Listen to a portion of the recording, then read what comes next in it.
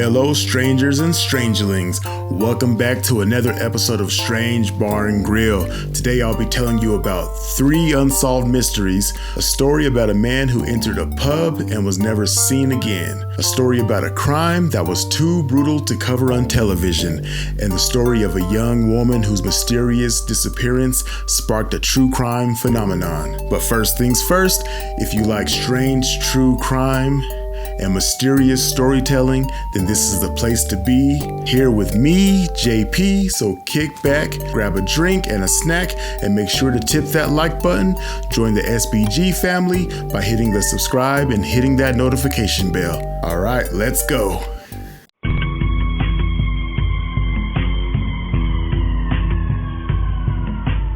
Story number 1, a night out at the pub. It would be the ultimate April Fool's Day prank, if only it had a punchline. Early on the morning of April 1st, 2006, Brian Shaffer and his friend William Clint Florence were wrapping up a night of celebration commemorating their completed final exams and the start of spring break at the Ohio State University College of Medicine. They had begun the night out at the Ugly Tuna Saloona. That's an interesting name, Tuna Saloona, and they were ending it in the same place, having gotten a ride back from Florence's friend Meredith Reed. While they were enjoying a final round to close out the evening, Brian Shaffer somehow became separated from his friends. When the bar closed down at 2 a.m., Florence and Reed waited for him outside, but he never appeared. They assumed that he had simply gone home without telling them. The following Monday morning, he failed to arrive for a flight that he and his girlfriend had planned to take to Miami, where she thought he might propose. It was only then that Brian Shaffer was declared missing. Police began their search at the last place Brian Shaffer had been seen, the Ugly Tuna Saloona. What they found there was the beginning of a perplexing mystery. Because the bar was located in what was considered a high crime neighborhood, it had been outfitted with a number of security cameras, including one which monitored the escalator that led to the entrance of the bar. On the security footage, Shaffer was seen standing outside the bar shortly before 2 a.m. talking to a pair of women. Then the cameras show him walking toward the bar's entrance. He has not been seen or heard from since. The bar had no other publicly accessible entrance or exit, and the only other way out was a service door out the back, which led to a construction site which police believed would have been difficult to safely maneuver even if you were sober and during the daytime, let alone in the dark after a long night of drinking. Police searched through security camera footage from several other nearby establishments to try to determine if and how Shaffer left the Ugly Tuna, but they saw no sign of him. The search fanned out from Ugly Tuna. Police investigated far and wide, even including the city's dumpsters and sewer system in their search, but not even the K9 unit could find a trace of Shaffer. Shaffer's abandoned apartment was later burglarized, and his family were hoping the crime might have something to do with his disappearance. It didn't. Recently, widowed and desperate to find his son, Shaffer's father consulted a psychic. He was told that Brian's body was resting in water near a bridge. He spent hours wading in the Olentangy River in Columbus with a search party to no avail, and I'm sure I butchered Olentangy River, I'm sure I fucked that up somehow. But for months after his disappearance, Shaffer's girlfriend, Alice Wagner, called his phone every night, though it went straight to voicemail. However, one night in September, she was thrilled to hear the phone ring at the other end of the line. It rang 3 times, and in her excitement, she called again. There was no answer, but a ping from the cell phone was later traced to a cell tower in Hillard, about 14 miles from Columbus, where Shaffer disappeared. Shaffer's cellular carrier later admitted that the ringing and the tower ping could have been a glitch in the system, rather than a sign that Shaffer had turned his cell phone on. So false hope, man, Jesus. That's horrible. Almost everyone involved in Brian Shaffer's life or who had been with him on the night of the disappearance agreed to take a lie detector test. Except for Clint Florence. That seems a little bizarre. According to Florence's attorney, his client had nothing to hide and simply felt that he had told police all he could about the subject. The two women who Shaffer was last seen with were identified by police and cleared of any suspicions. They also stated that they were not asked to take a polygraph test. For years, the search for information about Brian Shaffer's fate continued. Posters of Shaffer were plastered everywhere, noting that the missing man had a distinctive tattoo and a black fleck on his left iris. Rewards were offered, tip lines were set up, and Eddie Vedder, the lead singer of Pearl Jam, one of Shaffer's favorite bands, even took a break between songs during a concert in Cincinnati to ask for any information about Shaffer's disappearance. Brian's father, Randy Shaffer, joined the families of other missing persons to successfully lobby the Ohio legislature to reform the state's laws regarding missing person cases. Now, Ohio has a more organized protocol for investigating missing persons cases, a small relief for Shaffer's loved ones. In 2008, Randy Shaffer was struck by a branch while cleaning up debris from a windstorm in his backyard and died. Fuck, that's horrible. Jesus Christ. In an online condolence book, someone wrote, "To Dad, love Brian, the U.S. Virgin Islands," leading many to believe that Brian was alive and well. However, police later concluded that the note was posted from a publicly accessible computer in Franklin County, Ohio, and it was determined to be a hoax. Why would they joke and hoax like that? It's fucking horrible. With no solid theories about what happened to Shaffer, Columbus police continue to follow up on even the most far-fetched leads, from alleged sightings in Sweden to a phone call from a woman at a Michigan restaurant who believed that Shaffer was her waiter. There have been anonymous online tips that claim to know the location of the body, but investigations into the claims have proven fruitless. So what became of Brian Shaffer remains a mystery to this day. One theory suggests he left the country to start a new life, possibly playing in a Jimmy Buffett-style band, as had always been his dream. Others have suggested that he was more devastated by his mother's recent death than he led on and took his own life. Another possibility is that he befell an accident in the dangerous worksite behind the bar and that the owners covered it up to avoid legal problems. That's a possibility. That's a possibility. Some people have even linked his disappearance to the supposed smiley face killer, a theoretical serial killer proposed by the retired NYC police detectives Kevin Gannon and Anthony Duarte, and championed by a number of online amateur sleuths. Shaffer's disappearance fits part of the pattern of the alleged smiley face killer. Gannon and Duarte believe that a serial murder or a group of killers preys upon college-age men as they leave parties or bars. Corpses are often left next to bodies of water. Of course, Shaffer, whether alive or dead, has yet to be found. It's also worth noting that most police departments dismiss the unifying theory of the smiley face killer.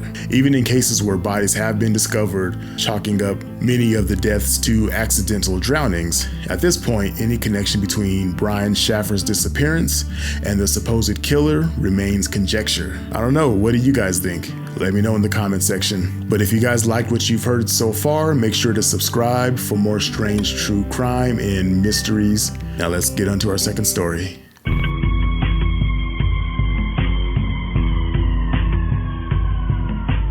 Story 2. Too gruesome for TV. Now, this particular crime was, at one point, considered too brutal and too gruesome to be reported on daytime TV. The Dardeen family met a truly disturbing end in their small town of Ena, Illinois, in 1987. More than a decade later, a serial killer sitting on death row in Texas would claim he committed the crimes, along with more than 70 other slayings. Yet the truth of the Dardeens' final moments remains as uncertain today as it was on the evening of November 18th, 1987. When police first discovered their brutalized bodies, the police visited the trailer because Russell Keith Dardeen, at the time 29 years old, hadn't shown up for his job as a water treatment plant operator at the nearby Rend Lake Water Conservancy District. Reportedly, Keith, he preferred to go by his middle name,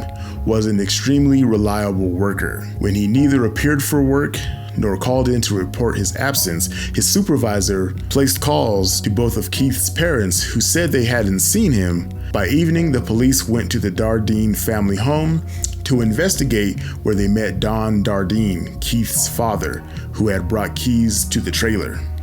What they found inside was a crime scene so violent and so gruesome that it would haunt everyone involved for years to come. Elaine Dardeen and her 3-year-old son Peter had been beaten to death with a baseball bat that had been a birthday present to Peter from his father earlier that year.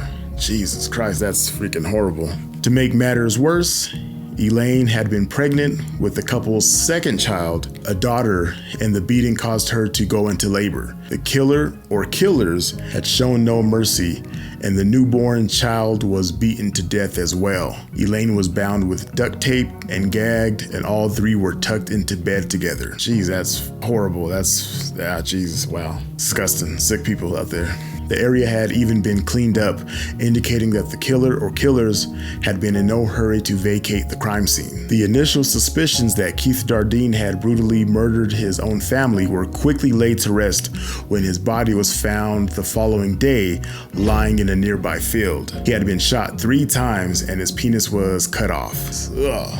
Police found Keith's car parked outside the police station in the nearby town of Benton, some 11 miles from the Dardeen home. Blood on the interior indicated that it was the likely site of Keith Dardeen's murder. Such a brutal crime would have been enough to shock a rural community, but the fact was that the Dardeens were not the first victims in the area.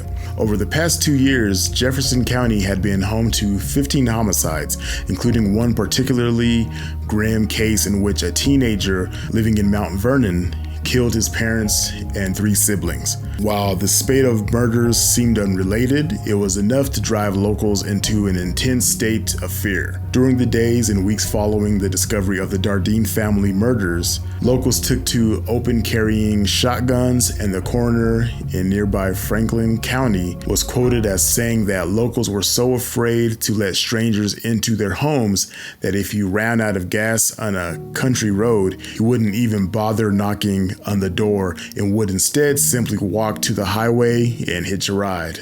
I wouldn't even hitch a fucking ride at that point. Everyone's strapped up with shotguns and who knows what else, right? In spite of a massive investigation involving 30 detectives dedicating full-time work to the case and interviewing more than 100 people, the police were not able to determine a motive for the killings, let alone find a likely suspect. As time passed and the case grew colder and colder, Joanne Dardeen, Keith's mother, continued to pressure authorities to try to solve the murders of her son and his family. She gathered more than 3,000 signatures in an attempt to get the Oprah Winfrey Show to do a segment on the murders, which were deemed too graphic for daytime television. Similarly, America's Most Wanted also initially passed on the case, though they later did a segment in 1998 that produced no new leads.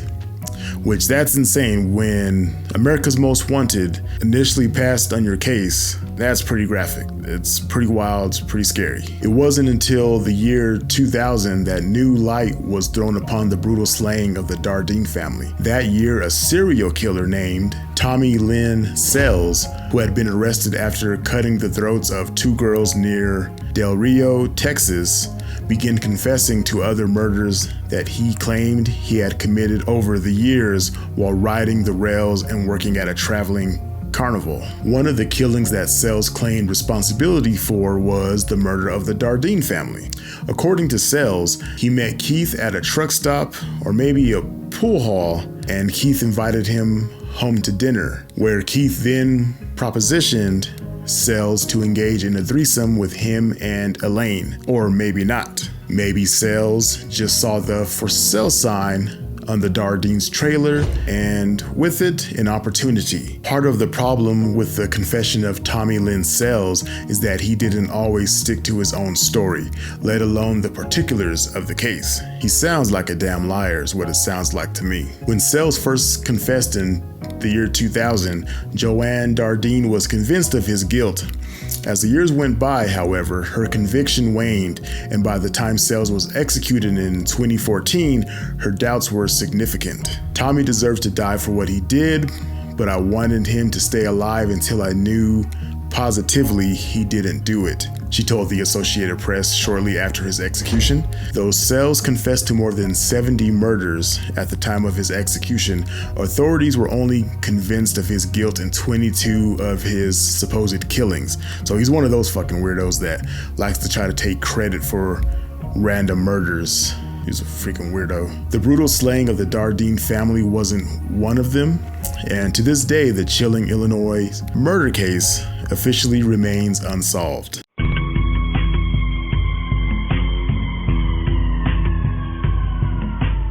Story 3, and the final story of today, the crash. One February day in 2004, Maura Murray climbed into her car and drove away from her dorm room at the University of Massachusetts, Amherst. She headed north, her destination unknown. As the night descended, a local in New Hampshire caught one last glimpse of Maura and her wrecked vehicle along a desolate stretch of Route 112. By the time police responded to the crash, Maura was long gone, seemingly vanished into thin air. Maura Murray's disappearance shocked her family and friends nearly 14 years later.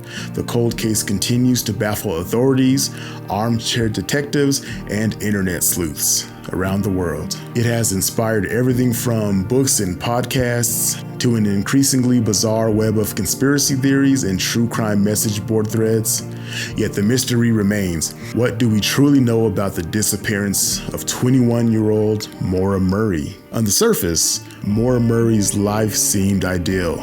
She was a promising student at the University of Massachusetts, Amherst. In pursuit of a nursing degree, she came from a loving family and shared a strong relationship with her boyfriend of a few years. Yet, all was not as it seemed. In November of 2003, around 3 months before her disappearance, Maura was caught fraudulently using a credit card number that was not her own. The young woman had to have been desperate. She used the card only to order pizza, charging less than $80. Then on February 7th, 2004, 2 days before her disappearance, Maura's father, Fred, arrived in Amherst, Massachusetts for a visit.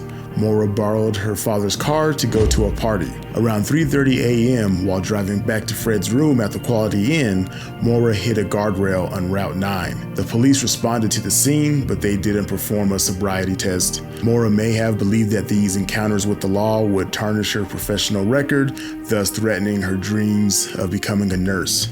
Some sleuths point to this as a motive for Maura to disappear of her own volition. The theory seems extreme. Fred Murray does not buy it. Since there was no ticket cited at the scene of the crash, there would be no reason for Maura to believe this was the end of the line. Nevertheless, something changed in Maura after the crash that night. In the early hours of February 9th, Maura researched and printed out MapQuest directions to 2 different locations. One set that led to the Berkshires, the other to Burlington, Vermont. Throughout the day, she also phoned vacation rentals in the Northeast, inquiring about availabilities. Nothing was booked. Then Maura's messages took a dark turn. She wrote to her professors and work supervisors stating that she would be away from campus for a week. The reason? There was an unexpected death in the Murray family. No such death had occurred. At approximately 3:30 p.m., Maura Murray got in her car and left the UMass Amherst campus. Inside her vehicle were clothes, toiletries, some textbooks, and her birth control pills. Soon after her departure, Maura was recorded withdrawing $280 from a nearby ATM. She then entered a liquor store where she purchased some wine, some coffee liqueur, and vodka. Security cameras captured Maura at the ATM, providing some of the last confirmed sightings of her before the disappearance. Whether Maura meant to temporarily escape the pressures of her life or disappear for good, that may never be clear. Upon leaving the liquor store, Maura drove north and then left Massachusetts. Sometime after 7 p.m., 145 miles north of Amherst in Haverhill, New Hampshire, a resident heard a heavy thump outside her home. She peered out her window to see a car crashed against a snowbank on Route 112. The witness immediately phoned the police. Meanwhile, an area bus driver who lived down the road came upon the scene of the accident. He noticed a young woman whom he later identified as Maura Murray. The bus driver offered to help her. The young woman convinced him not to call the police, claiming that she had already spoken to AAA. The man agreed to the woman's request and he left. Yet he found her claim about a phone call odd. He knew that the area lacked cell phone service, and upon arriving home, he actually decided to phone the police. And then at 7:46 p.m., police arrived at the scene. The car was locked, its windshield cracked, and the airbags deployed. The police later reported that they found an empty soda bottle that smelled as though it had been filled with alcohol.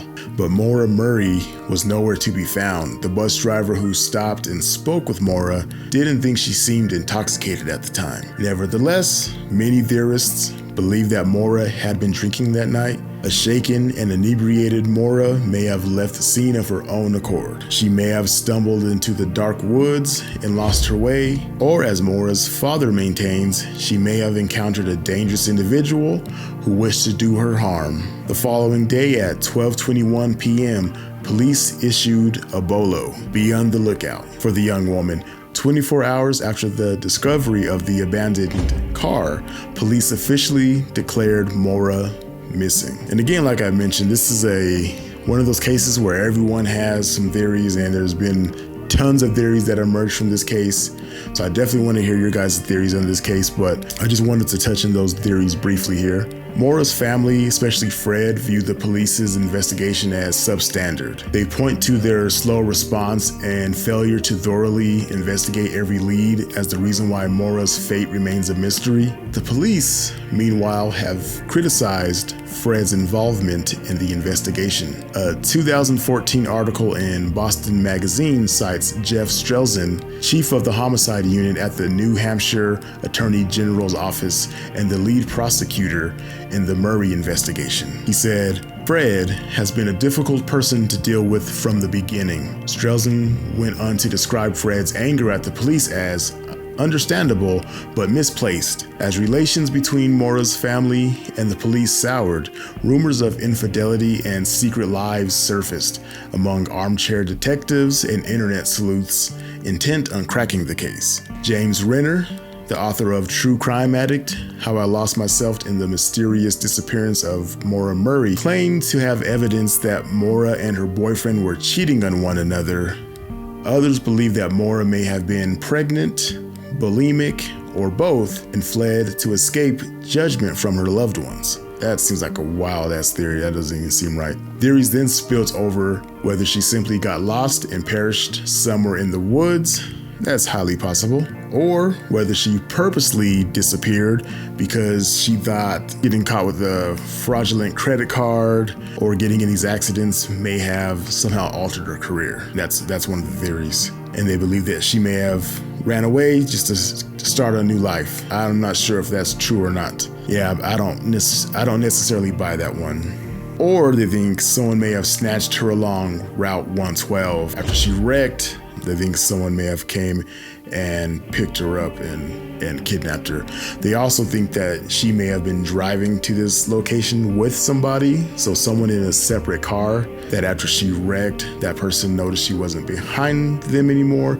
Then they circled back and came and got her and picked her up, and then they ran off and started a new life. That sounds kind of wild and bizarre myself. But despite legions of obsessives searching for the truth, there have been no definitive breaks in the case. But what do you guys think? Do you guys think that she may have ran away to start a new life? Do you think that someone may have kidnapped her? Or do you think she died from exposure out in the wilderness? It's very possible, but cadaver dogs, police dogs have not been able to locate her body and pick up her scent anywhere in that location. So it sounds like she left the area either by force or on her own accord. But what do you guys think? Let me know in the comment section, guys. Anyway, that's going to be it for today. If you guys like strange true crime, make sure to like and subscribe for more. If you guys like the Unsolved Mystery series I'm kind of doing, make sure to let me know in the comment section. If you dislike it and you want me to go back to the long story form and do the twists and all that, let me know in the comments as well, because I'm still going to do that. I just wanted to start up a new series and see if you guys kind of like it or not. But anyway, guys, be safe, be good,